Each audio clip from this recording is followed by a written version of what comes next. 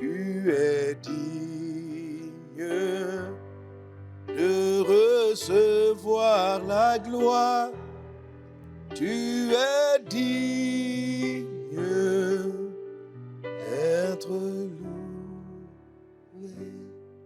Je veux chanter tes louanges, ô Jésus.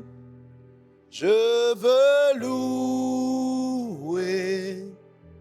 ton Saint. Alléluia. Est-ce qu'on peut acclamer le roi des rois, acclamer notre Seigneur Jésus? Amen. Alors, soyez bénis, soyez donc les bienvenus donc à cet enseignement, à cette formation. Je vous ai donné le thème la dernière fois. C'est donc notre deuxième épisode sur l'abondance divine ou la tente de l'épouse. Amen. Alors, c'est un thème que j'ai formulé à partir de la 9e bénédiction que tu trouveras dans cet ouvrage. J'ai essayé au travers de la tente de l'épouse de t'expliquer un peu ce qu'il y a dans ce livre. Mais dans le livre, tu auras beaucoup plus de détails, des exemples, des histoires qui vont vraiment t'aider. Amen. Donc, n'oublie pas vraiment de te procurer et de méditer le dévotionnel numéro 9. Le dévotionnel numéro 9, le pleinement béni numéro 9. Alors, à l'intérieur, tu auras, donc par exemple, être comblé de biens, comprendre ta bénédiction numéro 9. Un jeu que j'appelle la maison flottante, ou vaincre la malédiction de la stagnation. Amen. Donc, tu as des formats, tu as l'enseignement sur comment on arrive à triompher de la malédiction de la stagnation. Donc, tous ceux qui ont une vie qui est stop, qui stagne, vraiment, vous trouverez la réponse dans cet ouvrage. Amen. Voilà. Et puis, à partir par exemple du jour où on va parler de la vie abondante en elle-même, en 2 épisodes, la vie abondante 1, la vie abondante 2, ce que la Bible appelle la prospérité à tous égards. Ça, c'est vraiment ces choses-là qui vont rester en toi si tu médites ces enseignements et les textes qui sont donnés. Le jour 5, je te présente le code, donc la capacité, les opportunités, les désirs qui sont attachés à cette bénédiction. OK? Et puis, le code, on va parler par exemple, dans ce livre-là, j'ai commencé d'abord c'est-à-dire le désir de la bénédiction qui est déterminé à accroître.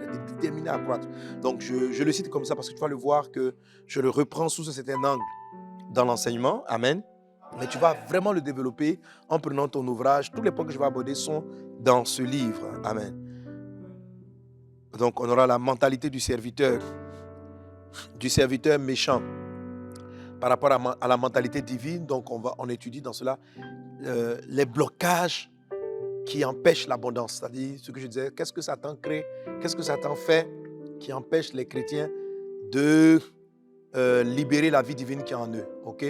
Par exemple, qu'est-ce qui fait que un frère qui est sauvé va commencer à refuser ou bien avoir honte, avoir peur de laisser la vie jaillir de lui pour aller guérir quelqu'un, pour aller sauver un voisin. OK? Qu'est-ce qui peut empêcher cela? Donc, tu vas lire, tu vas méditer et ça va faire sauter ces obstacles-là intérieurs. Amen. Donc, on va apprendre dans le livre, par exemple, le jour 9, on apprend à triompher de la peur qui combat l'audace, qui combat l'abondance divine. OK?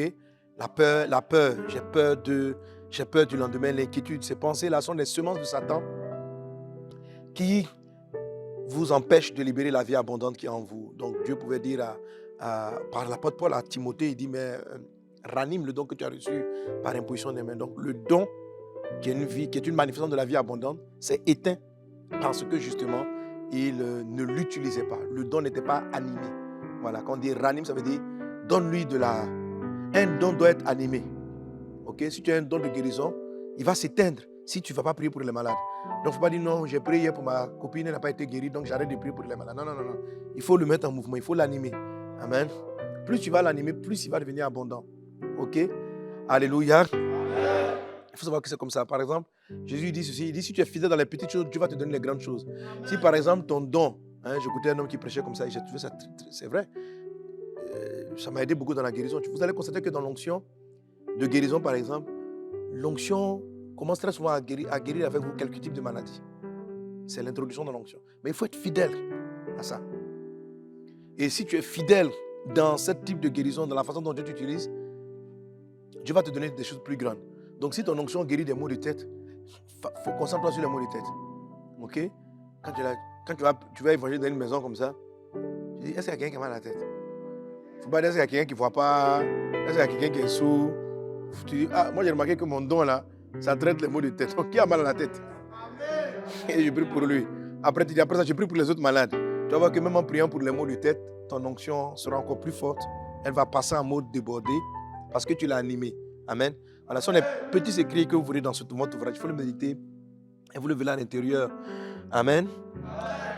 Alors, tu vas apprendre aussi dans cet ouvrage que l'opportunité, c'est-à-dire que qu'est-ce qui fait que la vie va devenir abondante? C'est le fait que tu vois la détresse des gens. Et ça, on va le voir aussi dans l'ouvrage. Ok? On va le voir dans le message de tout à l'heure. Tu rêves à l'abondance, mais tu vois les problèmes, tu vois la détresse des gens. Le don de guérison de Jésus se manifestait très souvent, comme Matthieu 14, 14. La Bible dit, Jésus, voyant la foule, fut ému de compassion. Donc, fut ému de compassion. Mais pour que l'émotion de compassion, cet amour-là se manifeste, il a fallu qu'il les voie. Ok? Souvent, on marche au milieu des gens, on ne les voit pas. Souvent, on ne voit pas la foule. On ne voit pas les problèmes des gens. On ne le voit pas. Parce qu'on est focalisé soi-même sur ses propres problèmes. Tout à l'heure, je vais en parler. Amen. Donc, voilà la détresse. Lève les yeux, ne sois pas indifférent, etc. Donc, on va apprendre à briser. Dans tes méditations, tu vas apprendre ça. On va apprendre à regarder avec le regard de Dieu. Ce que j'appelle le regard du Père. Ok? Après, on parlera dans ton ouvrage. Tu vas méditer maintenant sur l'art de commencer par les petites choses. La sagesse du contentement. Tout ça, vous l'avez à l'intérieur de cet ouvrage. Et puis, un des éléments qui est très important dans l'ordre, dans la bénédiction numéro 9, l'abondance divine, c'est la discipline et l'organisation. Voilà, la discipline et l'organisation. Ça, on va l'apprendre. Alléluia. Et c'est même ce par quoi je vais commencer ce que je vais dire. Donc, la discipline et l'organisation. Quelqu'un qui n'est pas discipliné, organisé, non seulement il va perdre beaucoup de l'abondance de la vie, il va gaspiller beaucoup de grâce. Okay? Vous savez, Jésus avait une discipline. Il savait que, par exemple, il ne devait pas prier pour les non-juifs à un moment donné. Donc, il n'est pas parti gaspiller l'onction dans ces personnes-là. Okay? Il l'a gardé. Et cela, on a vu la femme syro-phénicienne qui a manifesté une grande foi pour pouvoir obtenir la guérison. Ça, c'est important que vous le sachiez. Si vous ne faites pas ça, vous avez l'impression que la vie divine n'est pas abondante. Mais c'est parce qu'en fait, il y a une grosse déperdition de la vie en vous, dans des choses qui ne vaut pas la peine. Donc, comment on arrive à s'organiser, à discerner ce qui est important, ce qui n'est pas important? Vous avez tout dans votre ouvrage. Amen. Alors, comme je l'aborde en forme d'épisode de courtes minutes, amen, de quelques minutes, je ne vais pas prendre les points un à un. J'essaye de les résumer, mais vraiment, vous allez les développer dans votre ouvrage. Et surtout, ce que je fais à notre couple, parce qu'on utilise maintenant la bénédiction pour conquérir, j'utilise vraiment surtout à la dimension de l'épouse. Quelqu'un donne un bon amen. Alors, donc, je reprends notre thème, c'est quoi? L'abondance divine. Ok, alors on va lire ensemble Ésaïe chapitre 54 à partir du verset 1. À l'intérieur, tu vas comprendre ce dont je parle par rapport à l'attente de l'épouse. Ok, on va lire ensemble. 1, 2, 3. Réjouis-toi stérile, toi qui n'enfantes plus, fais éclater ton allégresse et ta joie, toi qui n'as plus de douleur, car les fils de la délaissée seront plus nombreux que les fils de celle qui est mariée, dit l'Éternel. Verset 2. Élargis l'espace de ta tente, qu'on déploie les couvertures de ta demeure, ne retiens pas, allonge tes cordages et affermis tes pieux. Amen. Amen. Donc vous voyez ici au verset 2, il est parlé de la tente. Amen. Donc il parle de ta tente. Il dit élargis l'espace de ta tente. Alléluia. Tout chrétien a une tente. Amen. L'abondance divine est fonction de la gestion de ta tente. Amen. Il dit, tu vas avoir beaucoup d'enfants. Il dit, c'est pourquoi élargis l'espace de ta tente, déploie les couvertures de ta demeure, ne retiens pas, allonge tes cordages. Amen. Et affermis tes pieux. Verset 3. Car tu te répandras à droite et à gauche. Ta postérité envahira les nations et peuplera les villes désertes. Verset 4. Ne crains pas, car tu ne seras point confondu. Ne rougis pas, car tu ne seras pas déshonoré, mais tu oublieras la honte de ta jeunesse et tu ne te souviendras plus de l'opprobre de ton veuvage, car ton Créateur est ton époux. Alléluia.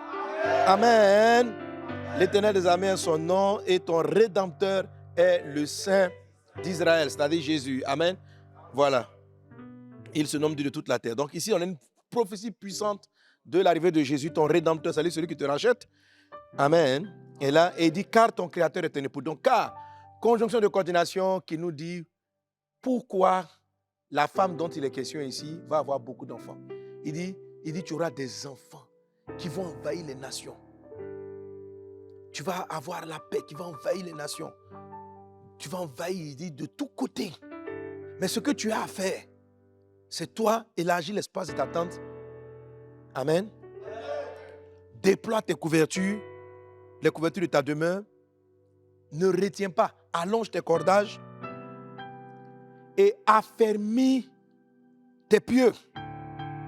Car tu te répandras à gauche, tu te répandras à droite et à gauche. Et ta postérité envahira les nations et peuplera des villes désertes. Amen. Donc ça, c'est vraiment la conquête où tu peuples les nations. Amen. Mais il dit, pourquoi ça va se faire? Parce que Dieu est ton époux. Donc cette dimension de Ésaïe 54, elle est faite parce que d'abondantes vies, les vies sont sauvées de tous côtés. Elle est manifestée car, au verset 5, ton Créateur est ton époux. Alléluia. Gloire à Dieu.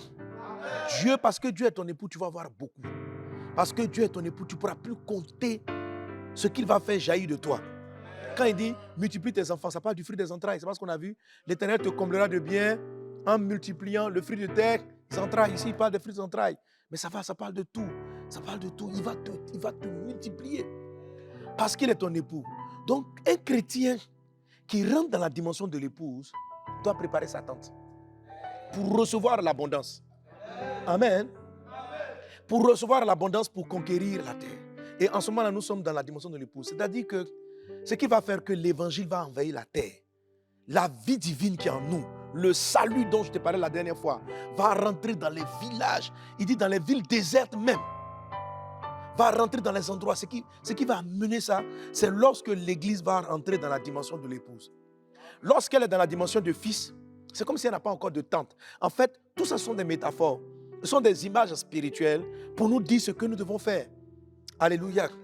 Donc, l'abondance du chrétien à la dimension de l'épouse est nettement supérieure à la dimension des fils. L'évangile va atteindre le reste, les recoins du monde. Les villes désertes, les régions désertes, c'est quoi? C'est aussi les régions qui sont dans les déserts. C'est-à-dire la majorité des peuples très islamisés qui ne veulent pas entendre parler de Jésus. C'est dans la dimension de l'épouse. C'est ça la prophétie d'Ésaïe 54. Il dit les villes désertes, les endroits même où on ne peut pas parler de Jésus, tes enfants vont arriver là-bas. Alléluia. Je vois le message que Dieu donne au travers de moi, vase d'honneur. Je vois la parole de Dieu arriver dans les pays les plus fermés à la parole de Dieu. Je vois des enfants de Dieu, je les vois naître dans la Mauritanie, dans les villages les plus fermés en Arabie Saoudite, dans tous ces pays. Je vois la parole et la lumière de Christ qui brille, et la lumière de Christ qui brille dans ces nations. Amen. C'est une prophétie de Dieu. Mais c'est une prophétie qui dit à l'église, ça va se faire parce que Dieu est ton époux. Amen. Ça ne va pas se faire parce qu'il est simplement ton père. Ça ne va pas se faire parce que tu es devenu fils de Dieu. Ça va se faire parce que tu commences à te comporter comme une épouse. Ça va se faire parce que tu commences à voir comme une épouse. Amen. Ici, Dieu dit car l'Éternel est ton époux. On ne comprend pas, on ne comprend pas. Il aurait pu dire, tu auras beaucoup d'enfants, tu auras beaucoup de ceci, tu vas prospérer, car tu crois en Dieu. Il aurait pu dire, vous allez gagner beaucoup d'âmes, car, je ne sais pas, je vais vous donner de l'argent. Il dit non, car je suis ton époux. Parce que je suis ton époux, parce que je suis ton mari, ça va se faire. Parce que je suis ton époux, tu vas envahir la terre. Parce que je suis ton époux, tu vas gagner des âmes et tes enfants spirituels vont envahir le bout de la terre. Je crois dans cette dimension. J'ai foi dans cette dimension. Je nous vois rentrer dans cette dimension parce que la vision que Dieu nous donne, c'est de toucher les extrémités de la terre. C'est de toucher les extrémités de la terre avec la parole de Dieu. C'est cela, béni pour conquérir. Alléluia. Qu'il en soit ainsi dans le nom de Jésus. Amen. Mais dans tout cet environnement-là, donc où il est parlé de l'Éternel qui est notre époux, donc de la dimension de l'époux, dans toute cette atmosphère, il y a une chose, le reste c'est de la prophétie. Tu t'envahiras les nations, tu envahiras les peuples, voilà ce que je ferai, etc., etc. À condition, ou bien que toi, tu dois faire quelque chose. Tu dois construire une tente. Tu dois construire une tente. Amen. C'est pourquoi j'ai nommé cela l'abondance divine ou la tente, T-E-N-T-E, de l'épouse. Alors, on va regarder, on va voir une tente et on va comprendre ce dont le Seigneur est en train de nous parler. Alors, vous voyez là, sur notre écran, dans mon dos, tu as une image de tente. Amen. Voilà, je vais essayer de pointer. Je ne sais pas si on va voir mon pointeur. Est-ce qu'on le voit? Bon. Bon, ok, on va aller. Ok, ça va aller. D'abord, premièrement, il dit ceci. Élargis l'espace de ta tente. Élargis l'espace de ta tente. Alors, l'espace, c'est le terrain sur lequel tu vas construire. Amen. C'est le terrain sur lequel on va bâtir la tente. Donc, élargir l'espace de ta tente, c'est quelque chose de virtuel. Amen. Voilà. La tente n'est pas encore posée, mais tu dois voir en esprit que je vais construire une tente de tel endroit à tel endroit. Et même quand tu as fini même quand tu avais imaginé que ta tente allait s'arrêter à ce niveau, tu as l'impression que ta tente allait s'arrêter à cette surface, Dieu vient et dit, il faut l'élargir encore, pousse encore les limites. Agrandis encore. Dis à ton voisin, pousse encore. La bénédiction arrive tellement en abondance, élargis. Amen. Donc, l'élargissement de la tente parle d'une vue d'esprit. Amen. Parce que comme vous le savez, la tente, j'essaie de pointer, la tente, c'est ce que vous voyez donc, ça peut être des pots, aujourd'hui ça peut être en matière comme les chapiteaux. Bon, il y a plusieurs matériaux qu'on peut utiliser, mais c'est ça la tente en fait. La tente, c'est ça. Amen. Voilà, c'est la bâche, c'est les pots d'animaux, comme dans le tabernacle, c'est des pots. Donc, ce qu'on appelle la tente, ça peut être aussi des tissus, des choses cousues. OK? Donc, ça, c'est la tente. Amen? Mais on appelle l'ensemble la tente. OK? Donc, l'espace de la tente, ce n'est pas la tente. Donc, ça, c'est beaucoup plus la couverture. Alléluia. Donc, la couverture de la tente, il dit maintenant, donc, élargis l'espace de ta tente. Amen. Qu'on déploie les couvertures. Donc, une fois qu'on a élargi l'espace, on sait à peu près les types de couvertures qu'on va faire. Alors, la couverture, comme tu la vois, la couverture vient pour couvrir l'espace. C'est-à-dire, je vais rêver, c'est vrai, je rêve, je vais voir loin, mais je vais faire en sorte que tout ce rêve-là soit effectivement couvert, qu'il soit pris en charge. Amen. Donc, ça parle d'une certaine prise en charge, ça veut dire que c'est une responsabilité. Je vais prendre cela en charge, ok? Donc, amen. Déploie ta couverture. Maintenant, une fois qu'on a déployé la couverture, il dit ceci, ne retiens pas, allonge tes cordages. Là, vous voyez les cordages. Hein? J'ai mon pointeur sur une corde. Alors, donc, c'est le cordage qui va étendre la tente, qui va la lever, qui va faire lever la tente. Amen. Donc, toutes ces images-là, comme je dis, sont des métaphores, sont des images pour traduire certaines attitudes qu'un chrétien qui veut rentrer dans l'abondance de l'épouse doit manifester. Alléluia. C'est ce que tu dois faire. Dans ta vie chrétienne, il y a quelque chose que Dieu appelle l'espace d'attente. Dans ta vie chrétienne, il y a quelque chose que Dieu appelle la couverture. Dans ta vie chrétienne, il y a quelque chose que Dieu appelle ton cordage. Amen. Et ton cordage, il dit, il ne faut pas le retenir. Il faut le tirer. Parce que plus étendu sera ton cordage, plus haut sera ta tente. Est-ce qu'on est ensemble? Amen. Donc, et puis après il dit, termine en disant, affermis tes pieux. Alors on peut en citer, ça dépend des tentes. Hein. Voilà, il y a des tentes où il y a un ensemble de cordages. Les pieux, donc, c'est ce qui permet de fixer le cordage, la corde. Donc, de fixer. Donc là, au bout du cordage, il y a une pointe et un élément qu'on fixe au sol. Et le pieu doit être ferme. Le pieu doit être fixe. Alléluia. Donc, chacune de ces descriptions correspond à un travail spirituel que vous devez faire. Et je vais l'aborder, donc c'est un angle, je vais utiliser cette métaphore pour toucher plusieurs points qu'on aborde dans cet ouvrage. Amen, amen. Amen. Alléluia. Amen. Alléluia. Amen. Alors, donc, l'abondance divine ou l'attente de l'épouse. Amen. Alors, la première des choses qu'il dit que l'épouse doit faire, c'est qu'elle doit élargir l'espace de la tente. L'espace de ta tente, c'est ce que tu vois dans ta tête. C'est jusqu'à où ira ton bâtiment. Ça, c'est l'espace. C'est une vue virtuelle. C'est une vue d'ensemble. Amen. Il dit, tes enfants seront nombreux. Donc, par exemple, un pasteur est quelqu'un qui veut évangéliser, qui élargit, qui te dit, bon, moi je vais évangéliser mon village, ma ville. C'est bien, mais élargir, c'est-à-dire va au-delà. Va au-delà. Vois plus loin. Élargir l'espace de ta tente. Au départ, peut-être que tu pensais à construire une entreprise, mais Dieu te dit élargis. Vois. Ce n'est pas bâtir d'abord, mais c'est d'abord voir avant de bâtir. Élargir l'espace de la tente, ça parle de la largeur de ta vision. De la manière dont tu regardes aux quatre coins et tu dis par ici je vais développer, par là je vais développer. C'est très important. L'abondance divine est fonction de l'élargissement de ta vision. Moins tu vois loin, moins nombreux seront tes abondances. L'argent, la vie que Dieu va te donner, l'onction qui est sur toi dépend de ta vision. L'onction qui est sur toi, la grandeur de l'onction, la puissance de l'onction, elle dépend. Quelqu'un qui a une vision de guérir simplement deux malades, peut pas, son don de guérison ne peut pas devenir, peut pas se multiplier. Mais une personne qui commence à avoir plus de malades et les personnes qui souffrent à travers le monde, c'est comme si l'onction va se multiplier. La Bible dit que, voyant la foule, Jésus a été ému de compassion et il les a guéris. Alléluia. Et il les a guéris à cause de la vision. Que Dieu t'accorde une vision large au nom de Jésus.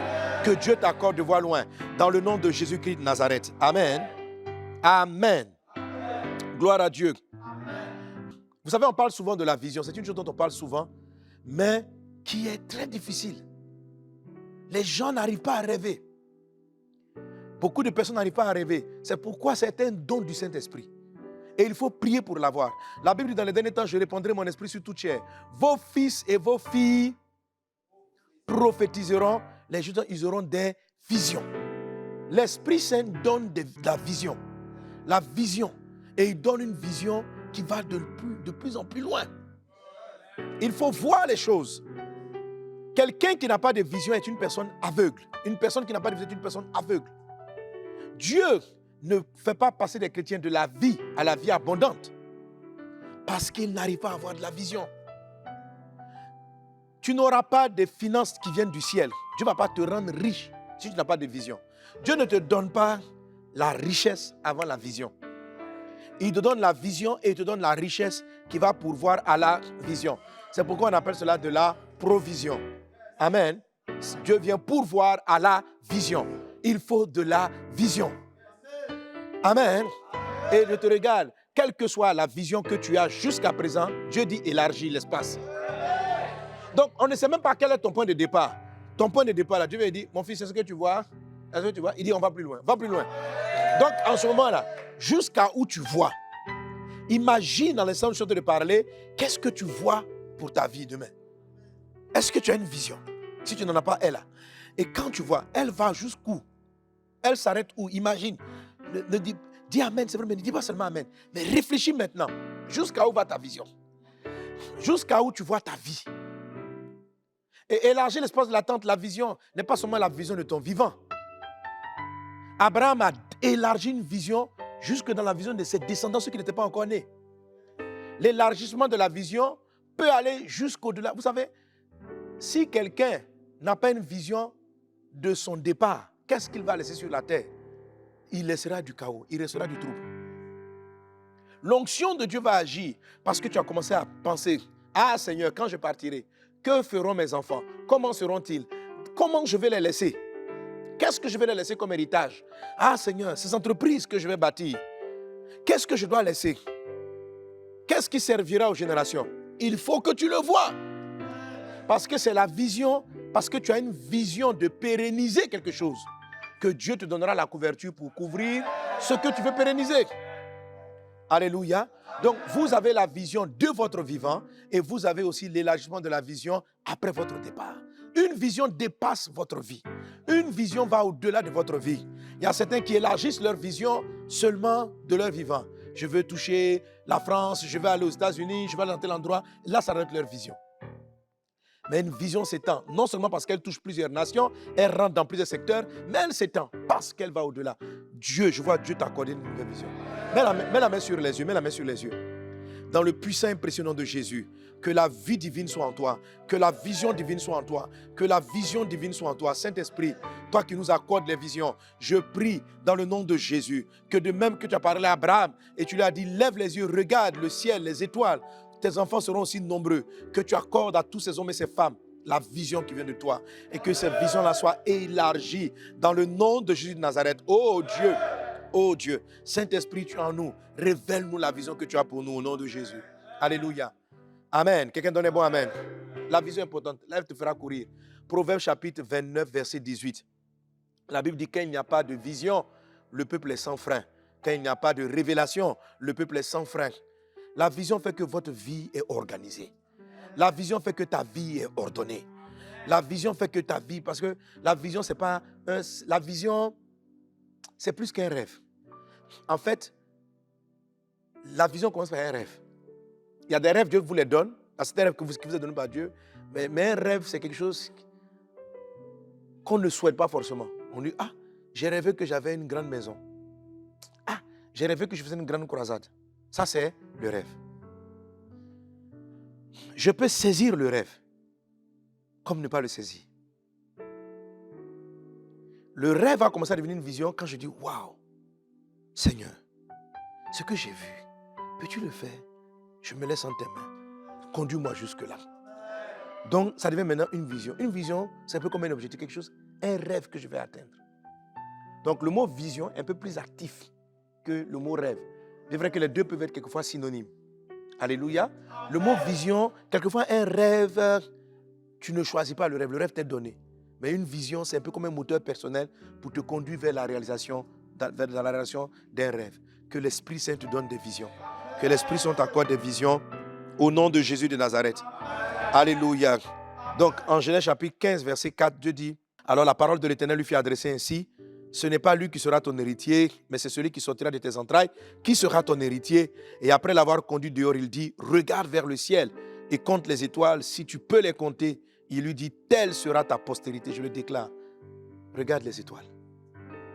Telle sera ta postérité. Alléluia. Alors souvent, Dieu va vous donner de voir des modèles de ce qu'il veut faire. Il dit à Abraham, regarde les étoiles. Et à un moment donné, il dit, regarde le sable de la mer.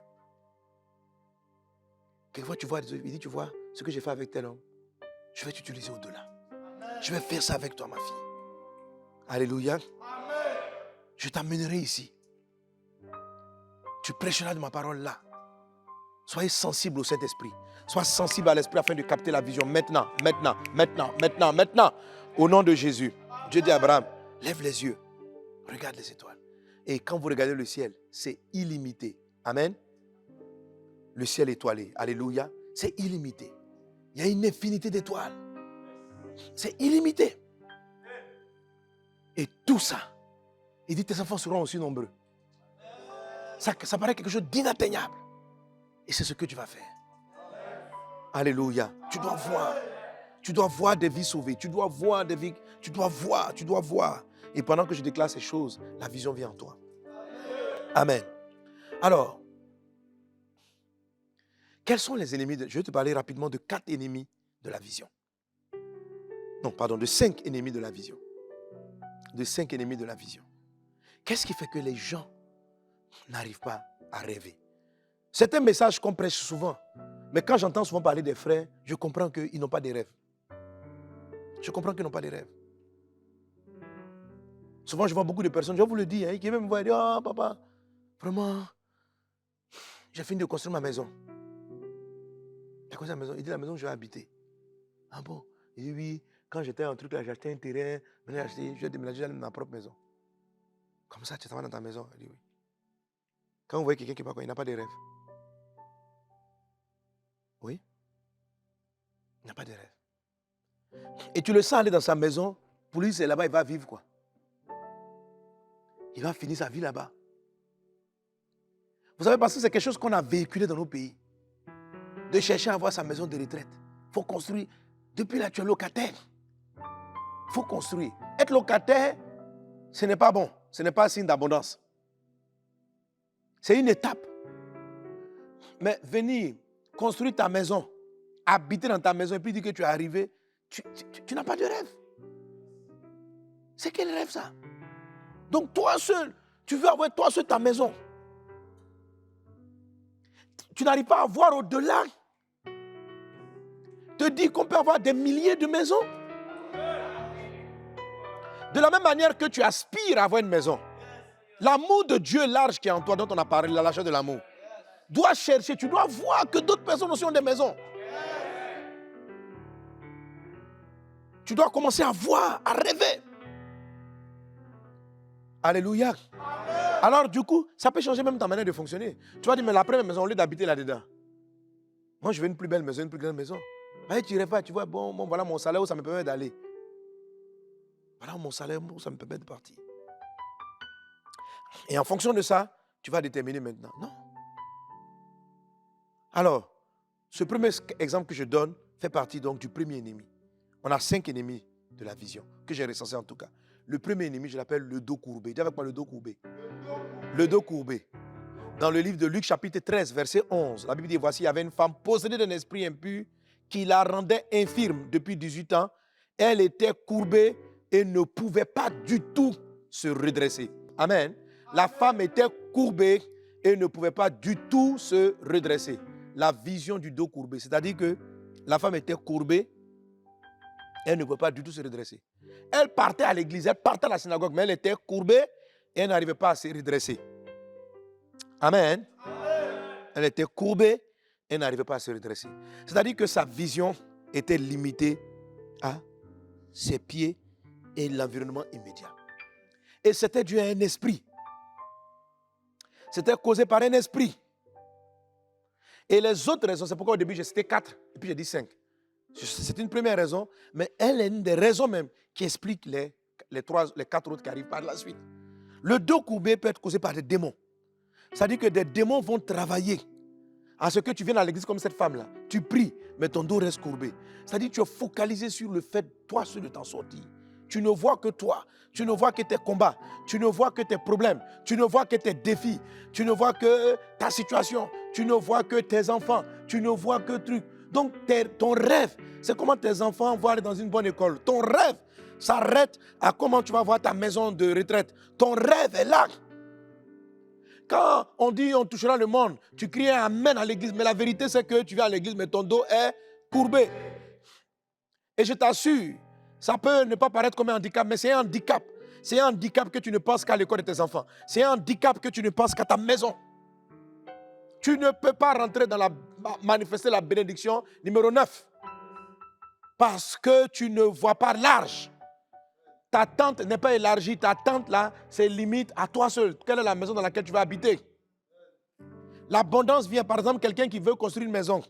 Pourquoi tu vas habiter dans cette maison? Rentabilise la maison. Rentabilise-la.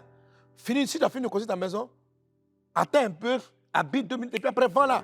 Juste avec le temps, elle va prendre. Commence à rêver une plus grande maison. Alléluia. Toutes les maisons, après un moment donné, elles connaissent aussi l'augmentation. La maison, tu l'as fabriquée à 50 millions. La valeur du terrain, le terrain va monter en valeur à un moment donné. Le site va monter. Donc, tu te dis, j'attends. D'ici 3-4 ans, je revends. Mais comment toi, tu vas aller à la retraite dedans? Donc, tu l'as fabriqué à 50 millions, mais tu vas la revendre à 60 millions, à 65 millions. Et avec les 65 millions que tu as, tu construis une autre maison. Mais avec le 60 millions que tu as, tu peux aller déposer ça et faire un fonds de garantie en banque. Et pour pouvoir construire 2 autres petites maisons plus petites. Pendant ce temps, tu continues de louer. Ou tu prends 2 autres maisons et tu habites dans une plus petite encore. Ce n'est pas grave, mais c'est un rêve. Parce que tu vois que tu vas faire plusieurs maisons. Et après les 2 maisons, donc tu construis 2 maisons, tu habites dans une, tu mets une autre en location, tu ne la mets pas en location, tu attends. Tu la mets en location un moment donné, après tu la vends. Tu la revends, elle va te monter de 30 millions qu'elle coûtait, comme c'est 60 millions que tu as divisé en 2, elle va monter. Et ainsi de suite. Alléluia. Vois large. Vois loin. Vois loin. Est-ce qu'on est ensemble? Dieu dit à Abraham, aussi, si tu ne peux pas compter, ça dit que aussi loin qu'ira ta vision, aussi nombreux seront tes enfants. Quelqu'un qui pense petit n'est pas la demandation de l'épouse, parce qu'elle ne pense pas comme son mari. Tu n'es pas venu aider Christ. Christ pense au monde entier. Christ pense à tous ceux qui n'ont pas de maison. Christ pense à tous ceux qui sont dans la souffrance. Christ pense à tous ceux qui souffrent. Un dos courbé ne voit que sa santé. Un dos courbé ne voit que son bien-être. Et le bien-être des personnes où son champ visuel l'amène. Une vision élargie voit au-delà de toutes ces personnes. Elle se dit, waouh, j'ai souffert du cancer, Dieu m'a guéri. Et qu'en est-il des autres qui en souffrent? Je vais élargir l'espace de ma tente. Si Dieu m'a fait sortir de là, si moi je suis dans cette tente, Dieu m'a donné un nouveau corps, Dieu m'a guéri, j'élargis ça au nom de Jésus. Que Dieu fasse en sorte qu'il y ait des centres hospitaliers, des actions pour guérir plusieurs personnes. Élargis l'espace de ta tente. Tous les jours, tu es à l'hôpital pour tes soins. Est-ce que tu pouvais rêver que d'autres personnes aient les ressources pour aller à l'hôpital, ou bien qu'il y ait des hôpitaux qui soient construits? Ose rêver. Amen. Sors du dos courbé dans le nom de Jésus. Alors, spirituellement parlant, mets la main sur le dos.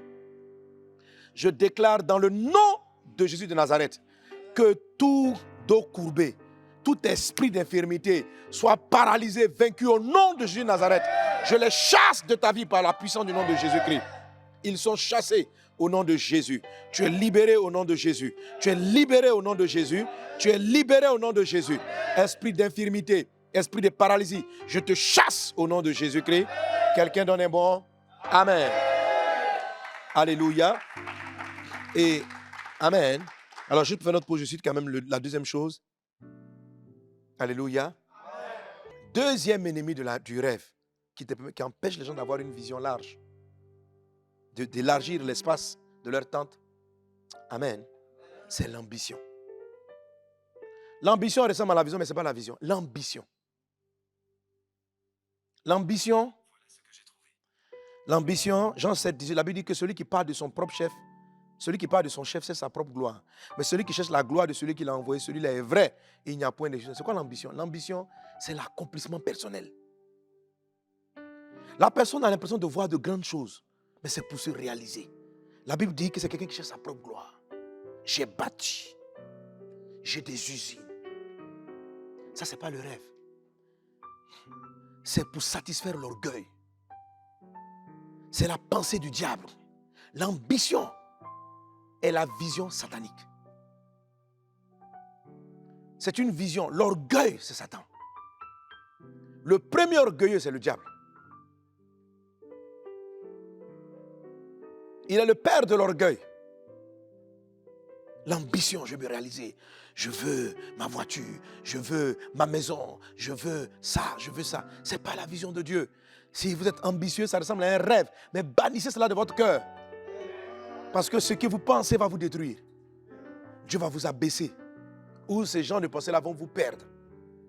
Qu'est-ce qui t'anime dans ton cœur quand tu penses aux maisons que tu vas construire? Si tu sens toi ce sentiment-là, je vais bâtir pour que mes parents disent que, pour qu'en Côte d'Ivoire, on sache qu'il y a un milliardaire. Si c'est ce type de pensée que tu as, ce n'est pas la vision, ce n'est pas les rêves, ça n'a rien à voir avec l'espace de la tente, ce n'est pas la tente de l'épouse, ça. C'est une tente du diable. C'est un environnement, ce sont des entreprises dans lesquelles Satan vient habiter.